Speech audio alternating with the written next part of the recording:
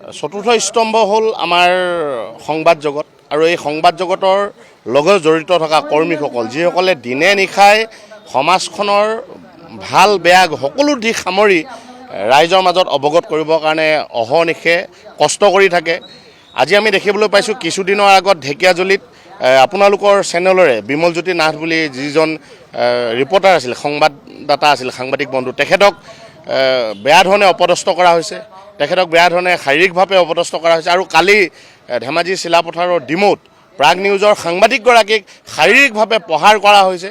এই যি দুষ্কৃতিবিলাক আছে, দুষ্কৃতিকাৰী যিসকল আছে, সকলোৱে জানে কোনে কৰিছে, আমি নাম উল্লেখ কৰিব প্ৰয়োজন নাই, সকলোৱে জানে, গোটেই কথাবিলাক দেখা শুনা চলি আছে। তাৰ পিছতো কিন্তু অসম আৰক্ষীয়ে কোনো ধৰণৰ পদক্ষেপ গ্ৰহণ নকৰাটো বা বাৰে বাৰে সাংবাদিকক মাৰপিট কৰি থকাটো বা সাংবাদিকক টাৰ্গেট কৰি লোৱা যিটো কাৰ্য, এই কাৰ্যটোত কিন্তু অসমৰ মাননীয় মুখ্যমন্ত্ৰী ডাঙৰীয়াই হস্তক্ষেপ প্ৰদান কৰিব লাগিব। অন্যথা কিন্তু এই ধৰণৰ প্ৰক্ৰিয়াটো চলি থাকিলে অসমৰ সংবাদ জগতৰ জড়িত থকা ব্যক্তিসকলে কিন্তু সত্যটো উপস্থাপন কৰিবলৈ বা সত্যটো ৰাইজৰ মাজত প্ৰচাৰ কৰিবৰ কাৰণে হয়তো দ্বিধাবোধ কৰিব বা তেখেতলোকে লাহে লাহে ভয় খাব। কাৰণ যিমানেই যি নহওক, যিমানেই সৎকৰ্মত জড়িত নাথাকক কিয়, সকলোৱে নিজৰ জীৱনৰ প্ৰতি মৰম আছে।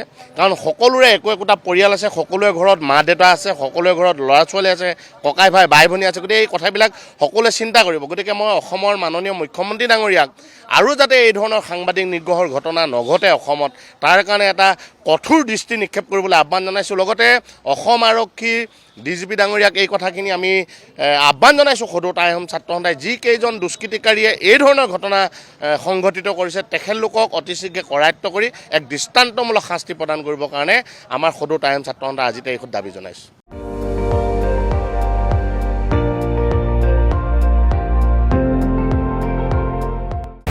আপুনি চাই আছে ND24, সৰ্বশ্ৰেষ্ঠ নহয়, সৰ্বোত্তমৰ দৌৰা।